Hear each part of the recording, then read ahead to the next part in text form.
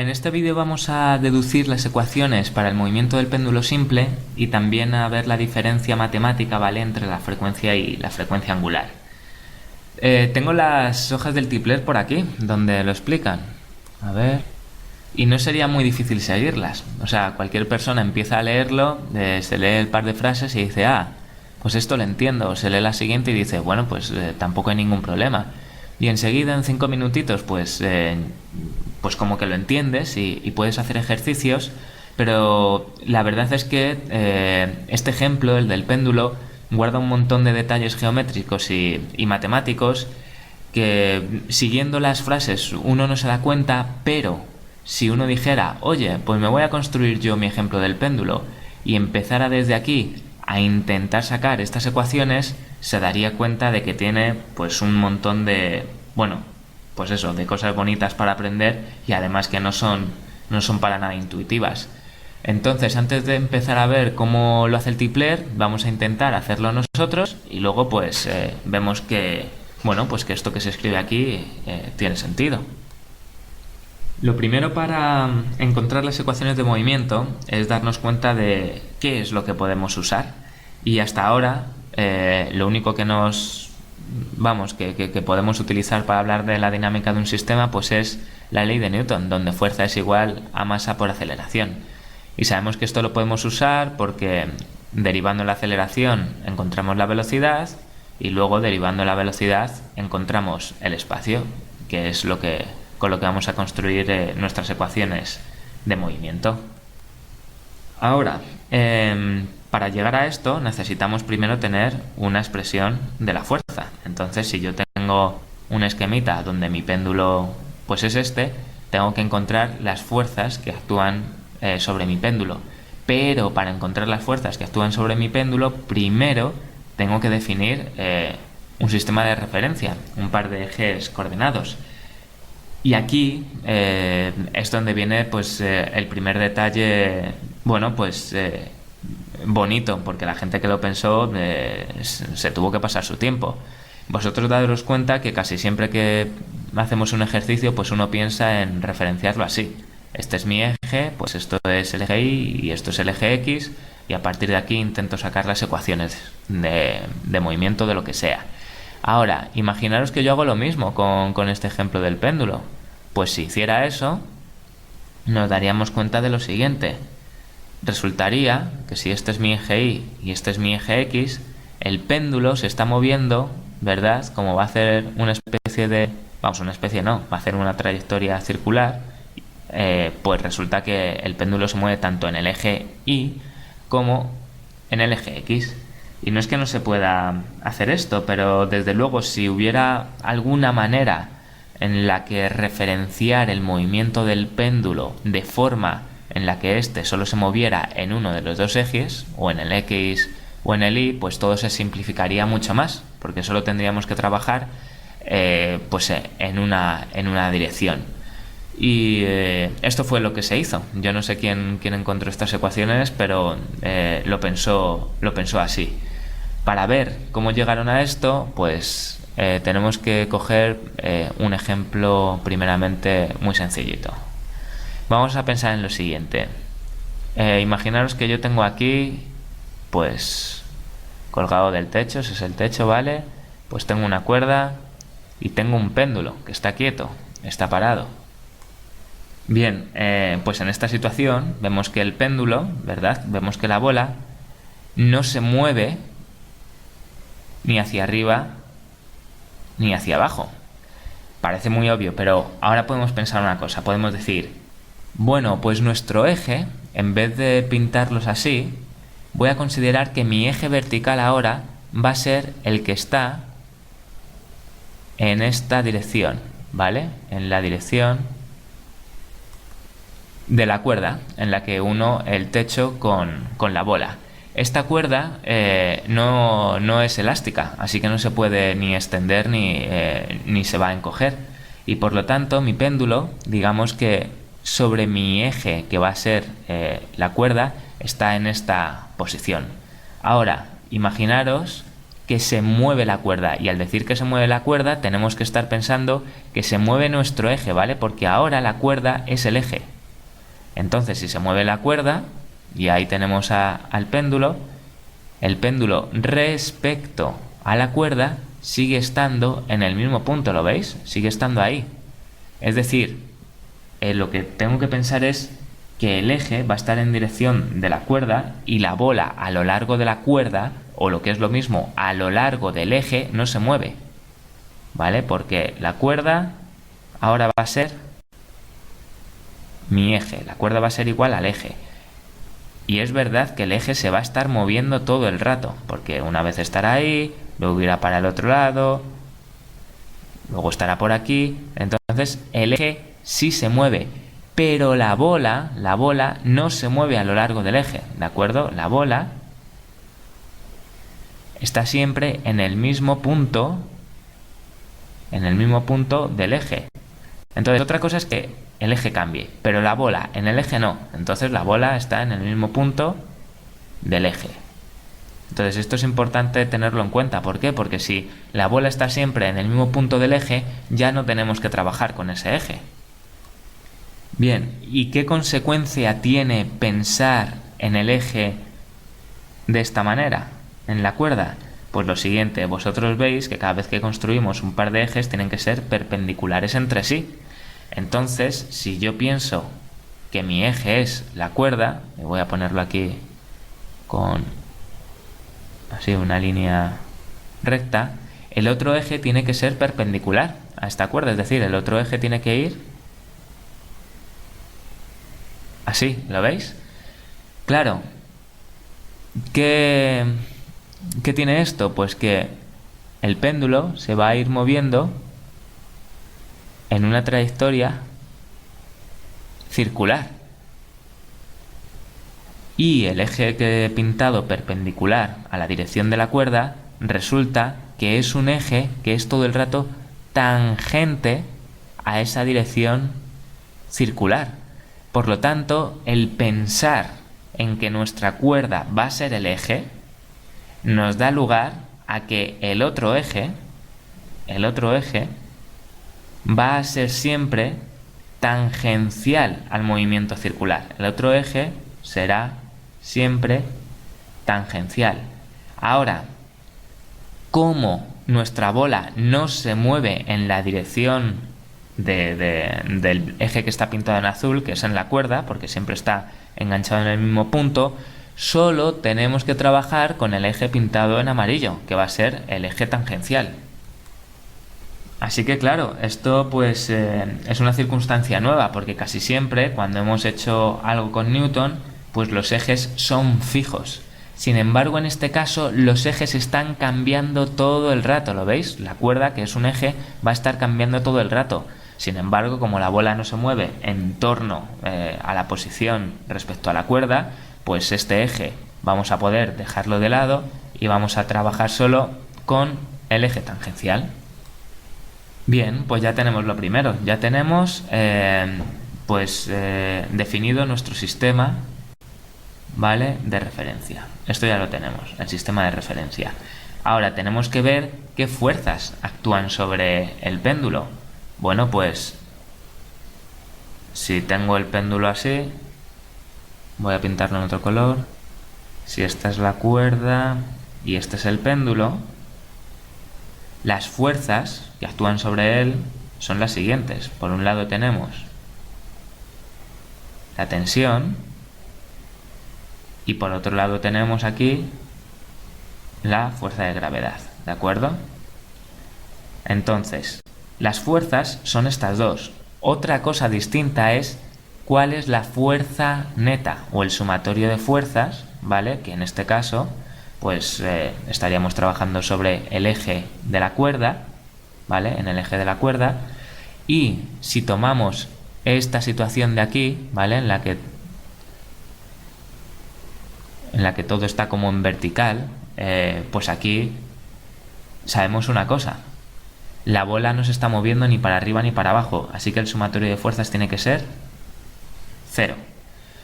Bien, eso quiere decir que la tensión tiene que ser igual a la fuerza de la gravedad en cuanto a módulo, ¿de acuerdo?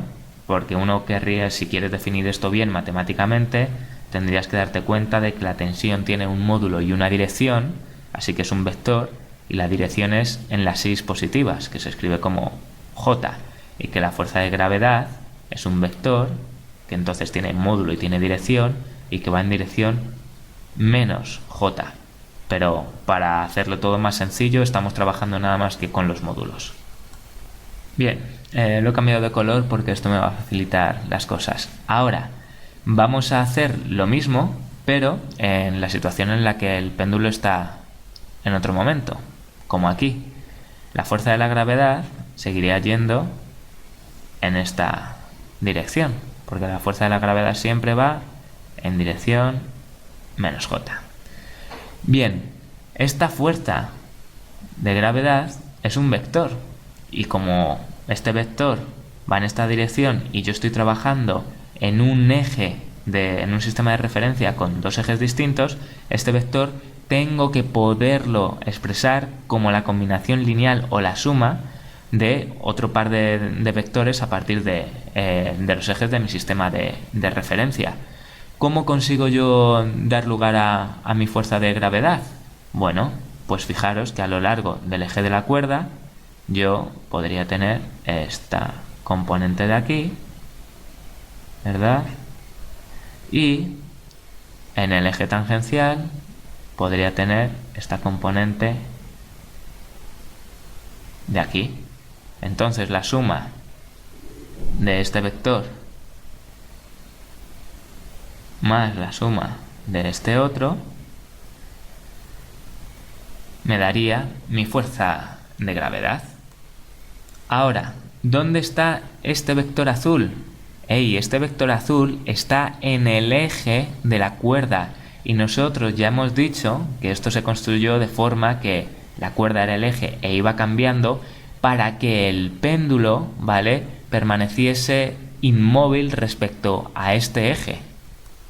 Así que la fuerza que vaya en esta dirección, ¿verdad?, esta fuerza de aquí va a ser exactamente igual a la componente de la gravedad en esta otra dirección, y esta de aquí con esta de aquí se van a cancelar, ¿de acuerdo? Porque el péndulo no se mueve a lo largo de este eje que está representado por la cuerda. Bien, ¿y cuál es esa componente? Pues fijaros que si este ángulo de aquí lo llamo θ, ¿de acuerdo? Este de aquí es exactamente el mismo ángulo θ. Por lo tanto, este vector de aquí va a ser la fuerza de la gravedad por el coseno de mi ángulo θ, ¿vale? Si esta componente es fuerza de gravedad por el coseno del ángulo θ, pues esta otra de aquí, esta componente, la componente tangencial, va a ser fuerza de la gravedad por el seno de mi ángulo θ. Muy bien, cuando yo trabajo, voy a hacer un poco de hueco por aquí, un momento. Cuando yo trabajo con el sumatorio de todas las fuerzas que se dan sobre el eje de la cuerda, sabemos que esto es 0, porque hemos definido el sistema a propósito para que esto ocurra. Pero cuando trabajo con el sumatorio de las fuerzas en la dirección tangencial, esto ya no es 0, esto es como se mueve el péndulo, así que esto es masa por aceleración. Así que con este esquema nos hemos quitado de en medio todo esto de aquí, porque esto es igual a 0, y ya solo vamos a tener que trabajar con la componente tangencial. Así que ya tenemos las dos cosas que necesitamos para hacer nuestro análisis con fuerza igual a masa por aceleración. Tenemos el sistema de referencia y tenemos las fuerzas que actúan sobre nuestro péndulo. Ahora hay que, hay que empezar a matizar cosas y a poner algunos detalles. Vamos con ello. Vamos a definir lo siguiente. Desde el poste central, ¿vale?, Este ángulo, en dirección contraria a las agujas del reloj, va a ser θ con valor positivo. Y al lado izquierdo, ¿vale? Pues el ángulo θ va a tener valor negativo.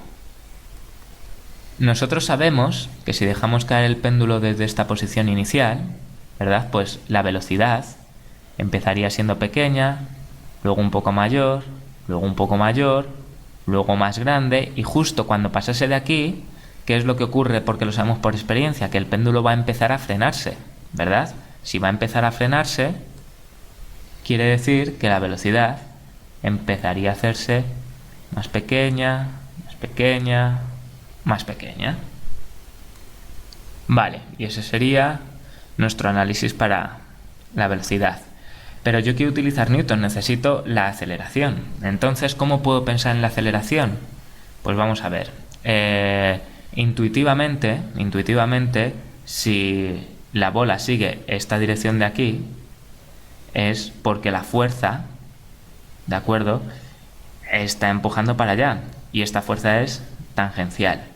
Si la fuerza tangencial va en esta dirección y se tiene que cumplir que fuerza es igual a masa por aceleración, y estamos con la fuerza tangencial y la fuerza es un vector porque tiene tanto módulo como dirección, resulta que la aceleración, para que la ecuación se cumpla, tendrá que ir en la misma dirección que la fuerza. Es decir, que la aceleración va en la dirección de la fuerza tangencial.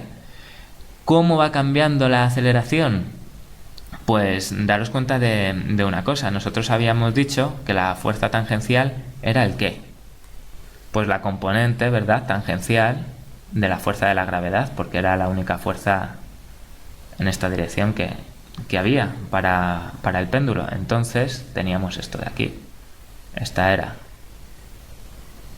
la componente debido al eje de la cuerda, el azul, y esta la componente debido al eje tangencial, que lo puedo pintar también aquí.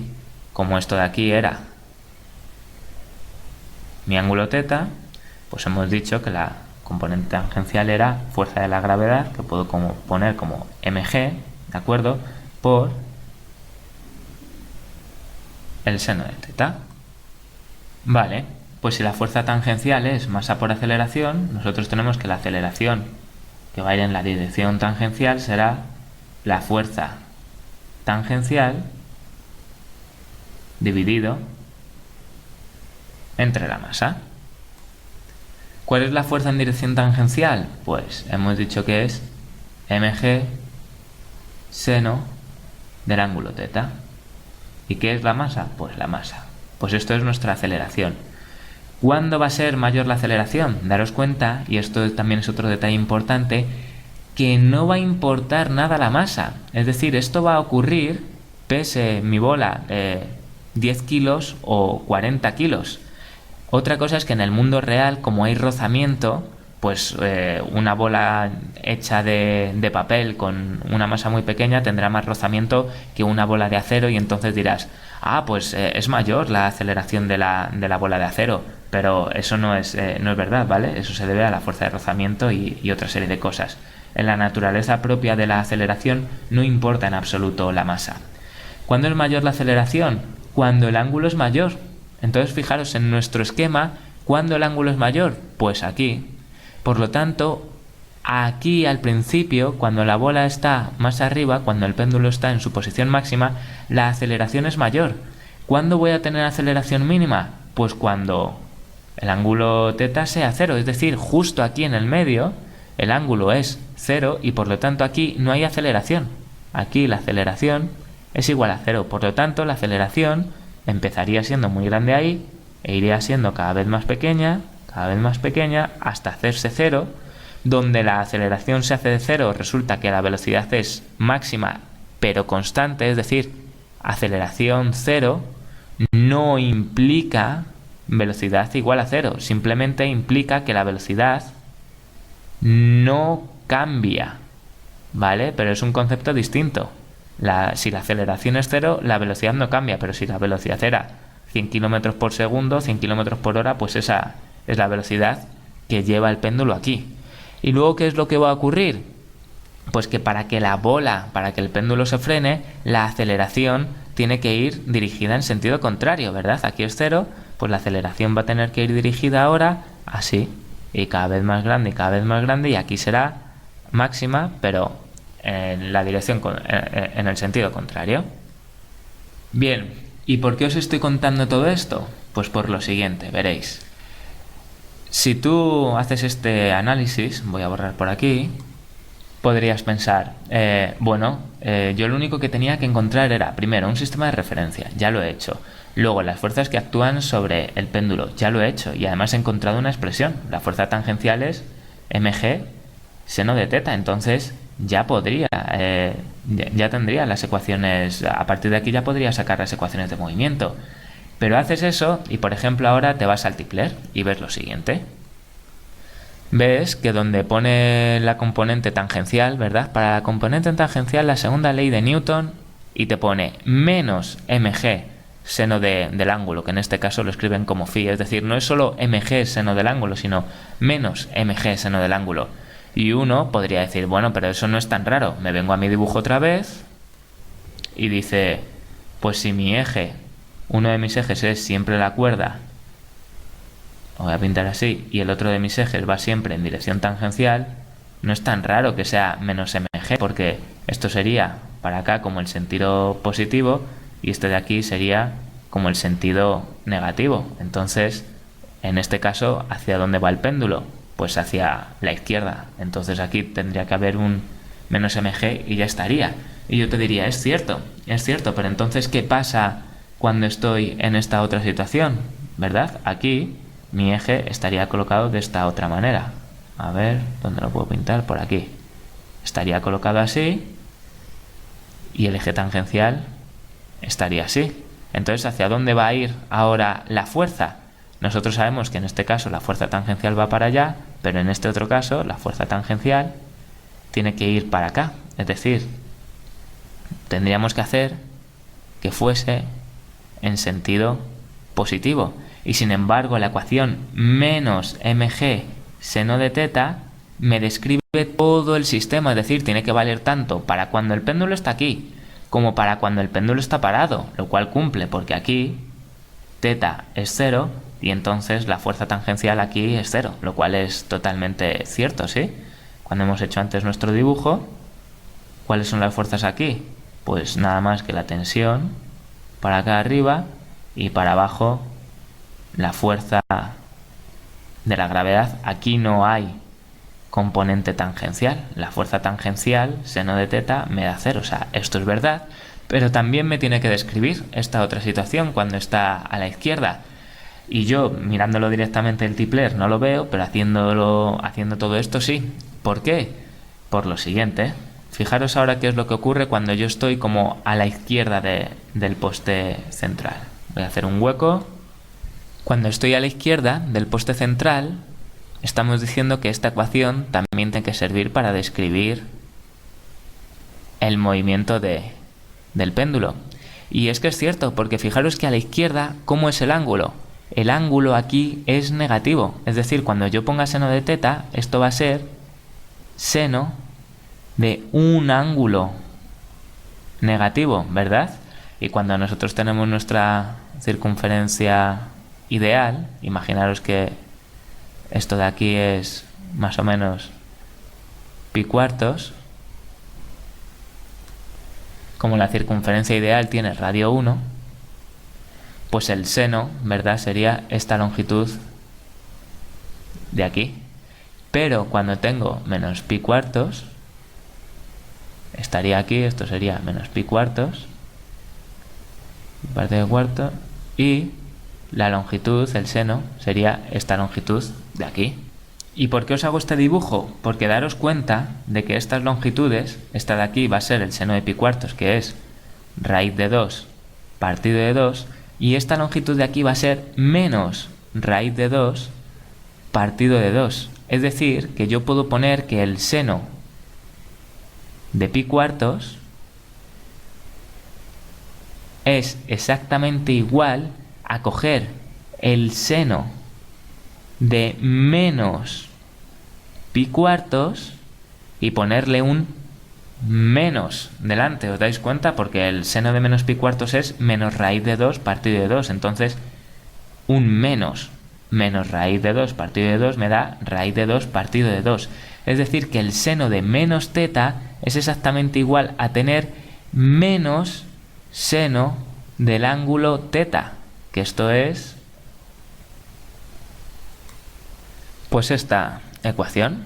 Aquí para el lado izquierdo tendría menos mg seno y en realidad tendría menos el ángulo teta, o lo que sería igual, más mg el seno del ángulo teta. Y esta sería la descripción para mi fuerza tangencial al final a la izquierda. Si esto es un vector, nos damos cuenta de que va en dirección positiva, es decir, esto iría en esta dirección de aquí, en la dirección positiva. Imaginaros, ¿vale?, que vamos a ponerlo así. Esto voy a llamarlo menos i y esto voy a llamarlo i. Entonces todo esto iría en dirección y, que es como va, ¿lo veis? Va como hacia la derecha, es decir, esta expresión de aquí, menos mg seno de teta, vale para la posición izquierda, ¿vale? Cuando estoy a la izquierda del centro, porque escribir teta significa que en este caso teta es negativo y entonces el cálculo me va a dar un vector que va a ir en el sentido en el que realmente va la fuerza. Cuando estoy aquí en el medio, la aceleración es cero, el seno de cero es cero, así que la fuerza tangencial de aquí me va a dar cero, lo cual es verdad. Y cuando estoy a la derecha, resulta que teta es un ángulo como positivo, entonces esta cantidad menos mg seno de teta me va a dar una cantidad negativa, que va a hacer que la fuerza apunte en este otro lado. Así que es cierto que esta ecuación me produce lo que estoy viendo de verdad. Así que ahora ya tengo también la descripción de el sumatorio de mis fuerzas tangenciales, que simplemente pongo fuerza ya tangencial, que sé que es menos mg por el seno del ángulo teta. Y ahora esto de aquí puedo utilizar Newton y sé que es igual a la masa por la aceleración.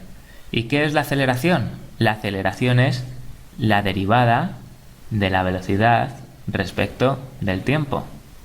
Y en vez de poner la derivada de la velocidad respecto del tiempo, podría poner que es la derivada segunda, ¿verdad?, de la aceleración. O sea, la derivada segunda de la aceleración, no, la derivada segunda del espacio respecto... La segunda derivada, ¿vale? O sea, respecto de la derivada del tiempo al cuadrado, que esto viene de aquí. Yo tengo el espacio y si derivo el espacio respecto del tiempo, obtengo la velocidad, ¿sí? Y si ahora cojo y derivo esto otra vez respecto del tiempo, estaría derivando la velocidad respecto del tiempo, y derivar la velocidad respecto del tiempo me da la aceleración. Por eso se escribe la derivada al cuadrado del espacio respecto a la derivada del tiempo al cuadrado, ¿vale? Esto sería así como lo perfecto matemáticamente. Que un detallito, esto me está recordando que al principio, ¿verdad?, cuando hemos dicho que con fuerza igual a masa por aceleración, llego a las ecuaciones del movimiento y he dicho, pues derivando la aceleración, en realidad sería integrando la aceleración, llego a la velocidad, integrando desde la velocidad llegaría al espacio. Lo que pasa que cuando se utiliza la palabra derivar, quiere decir, cojo esta ecuación y hago cosas y de ella derivo la velocidad, y de todo esto cojo y derivo el espacio, pero matemáticamente sería tener que integrar. Vale, entonces vamos con lo siguiente. Una vez que tenemos esto, podemos acordarnos de otros vídeos en los que hemos visto que si yo tengo una circunferencia, ¿verdad? Y yo quiero saber si cogiese toda la cuerda de esta circunferencia y la estirase, si quisiese ver cuánto mide, ¿qué es lo que tendría que hacer? Tendría que hacer 2pi por r, ¿de acuerdo? Entonces 2pi es el ángulo de completar una vuelta entera, y ese ángulo lo podemos escribir como el recorrido angular phi, y r pues es el radio r. Por lo tanto, cuando yo cojo un trocito de aquí, de esta circunferencia, y quiero ver cuánto mide de forma lineal, ¿verdad? El espacio lineal, sé que ese espacio lineal va a venir dado por cuánto ángulo recorra, que lo hemos llamado recorrido angular en otros vídeos por r, pero cuánto ángulo recorra, yo puedo decir que eso es el ángulo teta, porque es exactamente lo mismo. ¿Cuánto ángulo recorre? Pues el ángulo teta por r. ¿Lo veis? Ahora imaginaros que el radio, ¿vale?, es la longitud de mi cuerda, L mayúscula. Pues entonces, donde pongo R, voy a poner L mayúscula. Y tengo que el espacio lineal se puede escribir como el ángulo por la longitud de la cuerda. ¿Y por qué hago eso? Porque yo estoy en un movimiento con un péndulo, y el péndulo está haciendo un movimiento circular. Si pudiese seguir para arriba, daría una vuelta entera y haría un círculo. Entonces, cuando yo estoy escribiendo las ecuaciones de Newton, no quiero tener aquí el espacio lineal. Me conviene mucho más tener el espacio angular, porque el propio movimiento del péndulo pues es mucho más fácil trabajar con los ángulos. Así que esto de aquí lo podría reescribir como la masa por la derivada al cuadrado, y ahora donde pongo el espacio lineal, ¿qué es lo que pongo? Pues todo esto, el ángulo teta por la longitud entre la derivada del tiempo, que esto todo sería al cuadrado. Bien, ahora derivar, ¿verdad?, el ángulo que está multiplicado por la longitud de la cuerda respecto a la derivada del tiempo al cuadrado, es ver cómo cambia esto de aquí arriba cuando cambia el tiempo. Entonces, bueno, el ángulo sí que cambia, ¿lo veis? Cuando va pasando el tiempo, la bola se va moviendo, entonces el ángulo cambia. Pero la longitud de la cuerda no cambia cuando va pasando el tiempo. La bola se va moviendo, pero la longitud de la cuerda es siempre igual.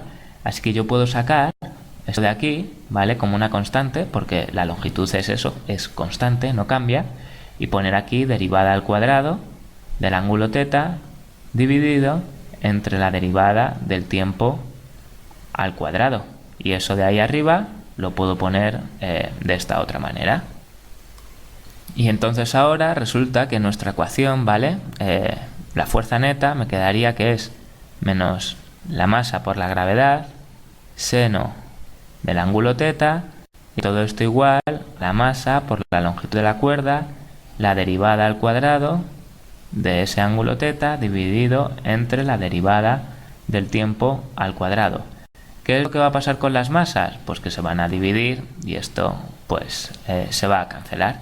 Y ahora simplemente puedo coger la longitud y pasarla al otro lado, con lo cual me quedaría que la derivada al cuadrado del ángulo teta entre la derivada del tiempo al cuadrado es, las m y las m hemos dicho que se van, pues me quedaría menos gravedad entre la longitud de la cuerda por el seno de teta.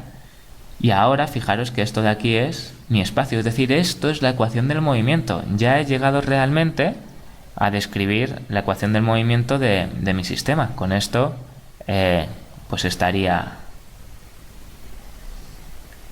hecho. Habríamos descrito, tendríamos la ecuación diferencial que me describe el movimiento del péndulo. Y ahora pues podemos ir un poco más allá. Imaginaros que voy a coger un ángulo, ¿vale?, teta, que es muy pequeño, ¿de acuerdo? Menor a 10 grados. Esto básicamente es pensar en esto. Imaginaros que vuelvo a tener mi circunferencia Ideal, ¿de acuerdo? Y ahora pienso en esta idea. Tengo un ángulo muy chiquitín, muy chiquitín. Como esto es la circunferencia ideal, esto mide 1, ¿vale? Es longitud 1. Así que este lado de aquí es el seno. Y esto de aquí, ¿veis? Sería el arco de circunferencia que corresponde a ese ángulo tan chiquitín, teta. La idea básica es que cuando teta es muy pequeño, esa longitud naranja es más o menos esa longitud azul, lo cual tiene sentido. Imaginaros que estamos aquí. Vamos a hacerlo de esta forma. Si esto es teta y esto es 1, pues yo digo que el seno es simplemente, yo que sé, lo voy a llamar A. Entonces, el seno de teta, ¿a qué sería igual? Sería igual a A, ¿vale? Dividido entre la hipotenusa, que es 1. Ahora vamos a ver la longitud de este trocito chiquitín. Ya hemos visto que la longitud, ¿vale?, es hablar del espacio lineal, es decir, escoger ese arquito de circunferencia y ponerlo así recto. Entonces, ese espacio lineal, la longitud de ese arco de circunferencia sería el que el recorrido angular que he hecho, que sería mi ángulo teta, ¿verdad?, por el radio. ¿Pero cuánto es el radio? El radio es 1. Entonces aquí estamos diciendo que la longitud del lado naranja chiquitín es igual a la longitud de ese lado azul. La longitud del lado naranja es A. O sea que estamos diciendo que A es igual a la longitud del lado azul chiquitín, que es teta por 1, es decir, es nada más que teta. Pero es que A es el seno, es decir, A sale de hacer el cateto opuesto, que es A dividido entre 1, y eso es el seno de teta. Es decir, que tengo que seno de teta, seno de mi ángulo, es igual a A, que es igual a teta. Y de ahí podemos decir que si teta es muy chiquitín, esta ecuación la podemos escribir como G entre L simplemente dividido, o sea, multiplicado por teta. Y esto lo queremos porque veis que esto es una ecuación diferencial. Si tengo un término con el seno, pues me hace que la ecuación diferencial sea no lineal. Y estas ecuaciones son más difíciles de resolver que si tenemos esta de aquí, que es lineal. Y ahora lo que tenéis que ver de aquí es que esto es un detalle muy importante. Es decir, la ecuación que hemos encontrado solo sirve para ángulos muy pequeñitos. Es decir, que solo sirve para si cojo un péndulo y pues hago cosas así, de aquí a aquí, pum, pum, pum, pum, pero muy chiquitín. En cuanto el ángulo sea mayor de unos 10 grados, una cosa así, ya va a haber diferencias pues significativas entre lo que es el valor del seno de teta y teta, ¿de acuerdo?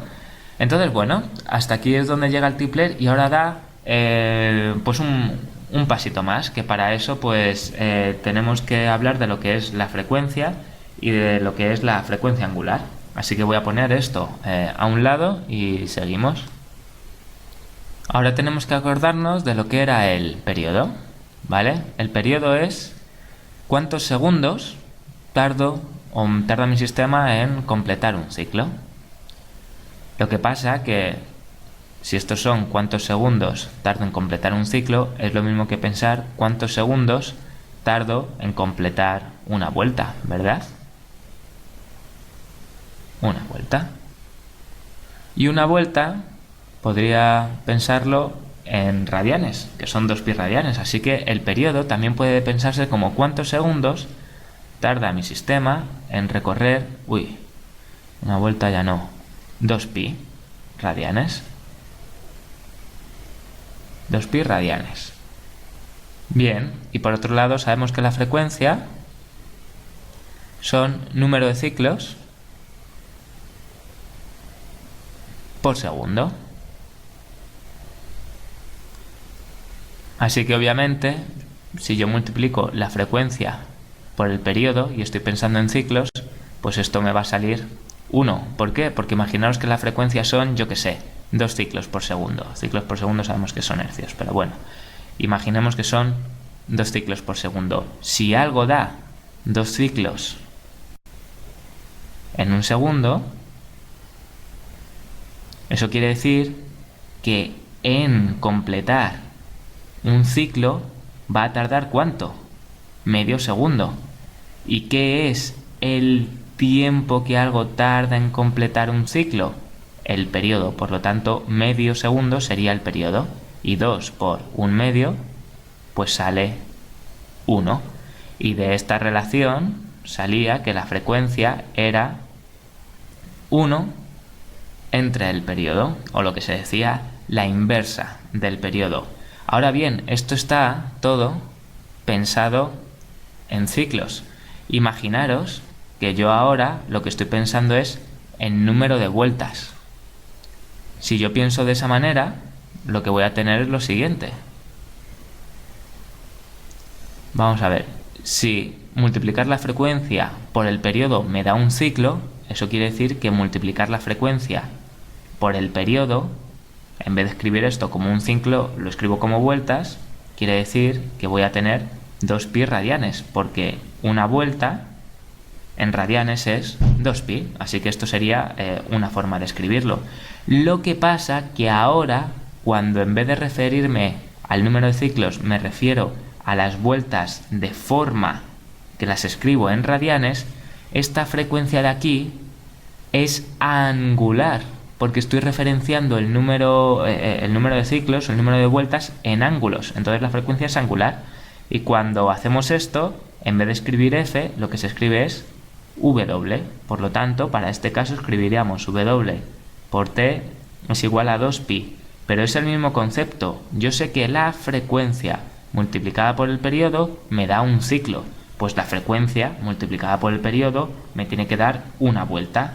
Y si escribo todo de forma angular, diré la frecuencia angular y cambio la letra. Porque ahora la frecuencia angular tiene una letra distinta. En vez de poner una vuelta, lo escribo en radianes y me sale 2pi.